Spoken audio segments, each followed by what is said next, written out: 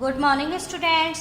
आज की क्लास में हम अपने लास्ट टॉपिक को पढ़ेंगे और इसके बाद इसकी एक्सरसाइज को सॉल्व करेंगे। तो सबसे पहले हम स्टार्ट करते हैं। लगभग 2500 साल पहले एथेंस के लोगों ने एक शासन व्यवस्था की स्थापना की। मतलब आज से 2500 साल पहले एथेंस में जो लोग रहते थे उन्होंने एक शासन व्यवस्था को बनाया था जिसे प्रजातंत्र या गणतंत्र कहते हैं। मतलब 2500 साल पहले उन्होंने जो शासन व्यवस्था की स्थापना की थी उसको हम क्या कहते हैं? प्रजातंत्र या गणतंत्र। प्रजातंत्र मतलब लोगों के द्वारा बनाया गया। यह व्यवस्था लगभग 200 सालों तक चली। और एथेंस में ये शासन व्यवस्था कब तक चली थी? 200 सालों तक। मतलब 2500 साल पहले बनी थी। जब ये बनी थी उसके बाद ये 200 ईयर्स तक चली थी। इसमें 30 साल से ऊपर के उन सभी पुरुषों को पूर्ण नागरिकता प्राप्त थी जो दास नहीं थे। मतलब इस और उनमें एज लिमिट थी कितनी? 30 ईयर्स। उसकी एज लिमिट क्या थी? 30 ईयर्स से अबव। मतलब जो 30 साल से बड़े व्यक्ति होंगे और तो उन्हें क्या माना जाएगा? नागरिक माना जाएगा। कहाँ का? एथेंस का। कहाँ का माना जाएगा? एथेंस का नागरिक माना जाएगा। और एक बात और है कि वे दास नहीं होने चाहिए। मतलब वे किसी के गुलाम नहीं होने चाहिए। वे खुद स्वयं अपनी मर्जी के मालिक हों। मतलब एक तरीके से उनके अंदर लोग काम कर सकते हैं लेकिन वे किसी के अंदर काम नहीं करने चाहिए। तो उन लोगों को क्या माना जाता था? एथेंस के नागरिक माना जाता था। वहाँ एक सभा थी जो महत्वपूर्ण विषयों पर निर्णय लेने के लिए साल भर में कम से कम 40 बार बुलाई जाती थी। मतलब वहाँ पर एक जैसे कि यहाँ पर हमें हमारे देश के फैसले लेने से पहले क्या होता है? एक सभा बुलाई जाती है संसद में जहाँ पर सभी लोगों की राय जानी जाती है और मतदान किया जाता है। जिसके विचार में मतदान अधिक होते हैं उसी बात को एक्सेप्ट किया जाता है। तो ऐसे ही मतलब वहाँ पर भी एक सभा थी जो महत्वपूर्ण विषय मतलब एथेंस में क्या होना चाहिए, कैसी शासन व्यवस्था और कैसे लोगों को नियंत्रण रखना चाहिए, उन सभी की एक सभा होती थी और उन पर निर्णय लिए जाते थे। तो वो सभा एक साल में मतलब कम से कम मिनिमम थी कि वो सभा 1 ईयर में कितनी बार होनी चाहिए? 40 बार। इस सभा में सभी नागरिक भाग ले सकते थे। मतलब और इस सभा में मतलब जो एथेंस में जिन लोगों को नागरिकता प्राप्त थी वे सभी इस सभा में उपस्थित होते थे। शासन के कई पदों पर नियुक्तियां लॉटरी द्वारा की जाती थी। मतलब जब उन्होंने अपनी एक शासन व्यवस्था बनाई थी तो उन्हें उन लोगों की भी ज़रूरत पड़ेगी शासन व्यवस्था को चलाने के लिए। तो जो बड़े बड़े पद पर जो नियुक्तियां की जाती थी वो एक लॉटरी के द्वारा की जाती थी। मतलब जैसे कि उसके नेम की स्लिप है ना, सभी लोगों के नेम की स्लिप तो एक साथ एक बाउल में डाल दी और उसके बाद किसी एक के द्वारा उससे में से कोई एक स्लिप निकाली जाती थी और जिसका नेम निकाला जाता था तो उसको उस पद पर नियुक्त किया जाता था जिस पद के लिए लॉटरी निकाली गई है। सभी नागरिकों को सेना और नौसेना में अपनी सेवाएं देनी होती थी। मतलब एथेंस के जो नागरिक थे स्पेशली जो 30 ईयर्स से ऊपर के जो पुरुष थे उन लोगों को सेना में और नौसेना में अपनी सेवा देनी होती थी। मतलब वहाँ पर उन्हें नौकरी करनी पड़ती थी। औरतों को नागरिक का दर्जा नहीं मिलता था। मतलब ये हम अभी तक पढ़ते हुए आ रहे हैं कि वहाँ पर औरतों को किसी भी काम में या किसी भी समाज में दर्जा नहीं मिलता था। व्यापारियों तथा शिल्पकारों के रूप में एथेंस में रहने काम करने वाले बहुत से विदेशियों को भी नागरिक अधिकार नहीं मिले थे। मतलब जो व्यापारी एक जगह से दूसरी जगह जाते थे काम के चक्कर में है ना, शिल्पकार, मूर्तिकार तो और जो वहाँ पर काम करने वाले मतलब ऐसे बहुत से लोग जो दूसरे देश से या दूसरे राज्य से आए थे एथेंस में काम करने के लिए उन लोगों को भी नागरिकता प्राप्त नहीं थी। एथेंस में खदानों, खेतों, घरों और कार्यशालाओं में काम कर रहे दासों को भी नागरिक अधिकार नहीं मिले थे। मतलब एथेंस के जो खेतों में काम करते थे, खाना में काम करते थे, घर और कार्यशाला में जो बड़े बड़े व्यक्ति होते थे, धनवान होते थे, उनके यहाँ पर लोग काम करते थे, तो उन लोगों को भी नागरिकता प्राप्त नहीं मिली थी। इतनी बात सभी को समझ में आई। अब इसमें आपको क्वेश्चन दिया गया है, क्या एथेंस में वास्तव में जनतंत्र था? आपने अभी तक ये टॉपिक पढ़ा, अब आप इसको देख के समझ कर बताइए कि क्या एथेंस में वास्तव में जनतंत्र था? मतलब लोगों को अपनी बात, अपना सुझाव रखने का अधिकार था? नहीं था, क्योंकि वहाँ पर स्पेशली औरतों को दर्जा प्राप्त नहीं था। 30 साल से ऊपर के लोगों को नागरिकता प्राप्त थी और उनकी सभा में से वही लोग जा सकते थे जिनको एथेंस की नागरिकता प्राप्त थी। तो इसका आंसर क्या होगा? नहीं, एथेंस में वास्तव में जनतंत्र नहीं था। इतनी बात सभी को समझ में आई। अब हम इसकी एक्सरसाइज सॉल्व करेंगे। फर्स्ट आपको दिया गया है आओ याद करें। क्या दिया गया है? आओ याद करें। इसमें आपको फर्स्ट एक्सरसाइज दी गई है, सही या गलत बताओ। आपको ये कुछ स्टेटमेंट दिए गए हैं, उन स्टेटमेंट में से कुछ स्टेटमेंट्स करेक्ट हैं और कुछ स्टेटमेंट रॉन्ग हैं। तो आपको बताना है कि कौन सा स्टेटमेंट सही है और कौन सा स्टेटमेंट गलत है। तो फर्स्ट स्टेटमेंट आपको दिया गया है, अश्वमेध के घोड़े को अपने राज्य से गुजरने की छूट देने वाले राजाओं को यज्ञ में आमंत्रित किया जाता था। मतलब जो राजा अश्वमेध यज्ञ कराता था, अश्वमेध यज्ञ कराने के लिए उसे अपने घोड़े को कहाँ छोड़ना पड़ता था? किसके लिए? अपने राज्य की देखभाल करने के लिए, है ना।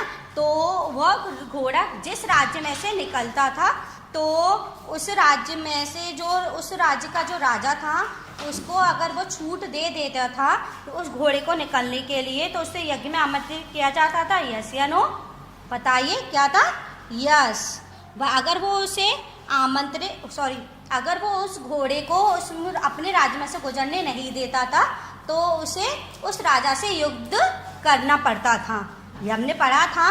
सेकंड आपको दिया गया है, राजा के ऊपर सारथी पवित्र जल का छिड़काव करता था।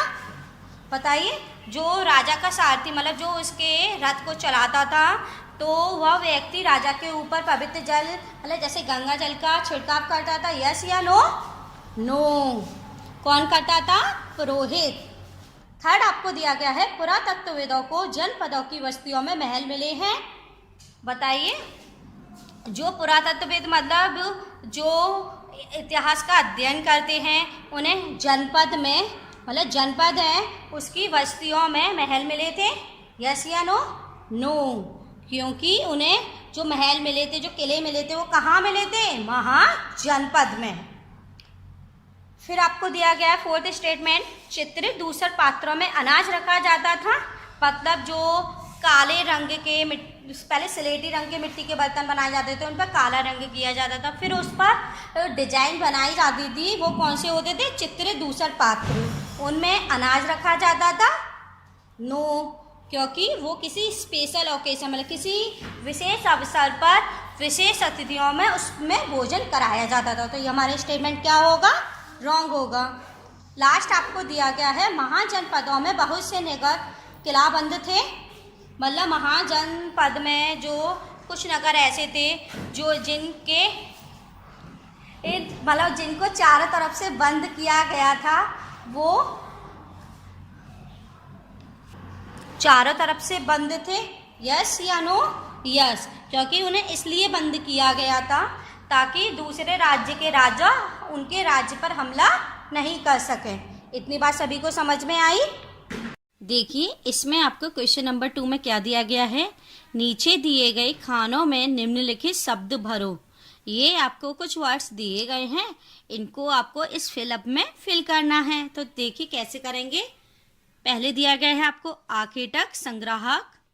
सेकंड पर कृषक। थर्ड नंबर पर व्यापारी। फोर्थ नंबर पर आपको दिया गया है शिल्पकार, जो मूर्ति बनाते हैं। पशुपालक, जो पशुओं को पालते हैं। और ये आपको दिया गया है महाजनपद का राजा। ये वो राजा होता है जो सभी से कर लेता है, मतलब सभी लोग कर इसी को देते हैं। तो पहले आपको क्या दिया गया था? आखेटक, संग्राहक। क्या दिया गया था? आखेटक, संग्राहक। तो हम क्या लिखेंगे यहाँ पर? आखेटक संग्राहक। आखेटक संग्राहक वो होते हैं जो जंगल में जानवरों को मारते थे, जरूरी चीजों को, है ना, और लेते थे और इन महाजनपद के राजा को देते थे। सेकंड नंबर पर आपको दिया गया था कृषक। कृषक का मतलब होता है किसान। मतलब ये वो जो उगाते थे, फसल उगाते थे, तो वे उसका 1/6 भाग किसको देते थे? इसको देते थे, मतलब महाजनपद के राजा को। थर्ड नंबर पर आपको दिया गया है व्यापारी। तो हम फिर यहाँ पर क्या लिखेंगे? व्यापारी। मतलब ये वस्तुओं को बेचकर जितना धन कमाते थे उसमें से थोड़ा सा हिस्सा महाजनपद के राजा को देते थे। फोर्थ नंबर पर आपको दिया गया है शिल्पकार। शिल्पकार वे होते हैं जो मूर्ति बनाते हैं। तो ये मूर्ति बनाते थे, तो ये क्या करते थे? ये महाजनपद के राजा के यहाँ पर एक दिन के लिए, महीने में एक दिन के लिए क्या करते थे? काम करते थे। लास्ट आपको दिया गया है पशुपालक। क्या दिया गया है? पशुपालक। ये भी शिल्पकार की तरह एक दिन एक दिन महाजनपद के राजा के यहाँ पर कार्य करते थे या किसी जानवर को देते थे। इतनी बात सभी को समझ में आ गई? थर्ड क्वेश्चन आपको दिया गया है, समाज के वे कौन से समूह थे जो गणों की सभाओं में हिस्सा नहीं ले सकते थे? मतलब समाज के ऐसे कौन से व्यक्तियों का समूह था कि जो गणों की सभा होती थी कि और इसमें ये फैसला किया जाता था कि उन्हें क्या काम करना है, क्या नहीं करना, हमें प्रजा के लिए क्या करवाना है ना। तो ऐसे कौन से लोग थे जो उनकी सभा में हिस्सा नहीं ले सकते थे? तो इस चैप्टर में हमने पढ़ा था कि इसमें स्त्रियों को दर्जा नहीं दिया गया था, चाहे जनपद हो या महाजनपद हो। इसमें स्त्रियों को किसी भी सभा में उपस्थित होने का दर्जा प्राप्त नहीं था। दास अर्थात गुलाम, जो किसी के यहाँ पर काम करते थे, उनको भी गणों की सभा में हिस्सा लेने का अधिकार नहीं था। कम्मकार, है ना, जो सबसे पिछड़ी जाति के होते थे, मिट्टी के बर्तन वगैरह, है ना, तो ये वो होते थे, तो इनको भी गणों की सभा में हिस्सा लेने का अधिकार नहीं था। तो इसका आंसर हम क्या लिखेंगे कि स्त्रियां, दास तथा कम्मकार गणों की सभाओं में हिस्सा नहीं ले सकते थे। क्या लिखेंगे इसका आंसर हम? स्त्रियां, दास तथा कम्मकार गणों की सभाओं में हिस्सा नहीं ले सकते थे। इतनी बात सभी को समझ में आई? अब हम इसमें नेक्स्ट क्वेश्चन करेंगे, लेकिन उससे पहले हम कुछ महत्वपूर्ण तिथियों के बारे में जानेंगे। नए शासक कब हुए थे? लगभग 3000 साल पहले। कब हुए थे? लगभग 3000 साल पहले। सेकंड आपको दिया गया है महाजनपद। मतलब बड़े बड़े जनपदों का निर्माण कब हुआ था? लगभग 3000 साल पहले। सिकंदर का आक्रमण क्या है? सिकंदर का आक्रमण। दीघ निकाय का लेखन। सिकंदर का आक्रमण और दीघ निकाय का लेखन एक साथ हुआ था। कब हुआ था? लगभग 2300 साल पहले। कब हुआ था? लगभग 2300 साल पहले। गढ़ या संघ राज्यों का अंत, मतलब गढ़ों का अंत, जहाँ पर जिसमें गुप्त शासकों ने इन पर हमला कर दिया था, तो ये कब हुआ था? लगभग 1500 साल पहले। इतनी बात सभी को समझ में आई? आओ चर्चा करें। क्या दिया गया है? आओ चर्चा करें। इसके ये 2 क्वेश्चंस हैं जिनको हम नोटबुक पर राइट करके अच्छे से समझेंगे। तो इसे स्टार्ट करते हैं। इसमें आपको फर्स्ट क्वेश्चन दिया गया है, महाजनपद के राजाओं ने किले क्यों बनवाए? मतलब जो महाजनपद के राजा थे उन्होंने अपने उस जनपद में किलों की स्थापना क्यों कराई थी? इसके क्या रीजन थे? इसके तो बहुत से रीजन थे कि सबसे बड़ा रीजन ये था कि वो दूसरे राजाओं से अपने राज्य की रक्षा कर सकें। फिर बड़े बड़े किले बनवाकर वे एक साथ उस जगह से अपनी पूरे गांव को, अपने जनपद को देख सकें और अपनी प्रजा पर नियंत्रण रख सकें, है ना। और कुछ लोग ऐसे थे कि जो ऊंचे ऊंचे और किले बनवाकर, है ना, प्रभावशाली दीवार खड़ी कर कर अपना क्या दिखाना चाहते थे?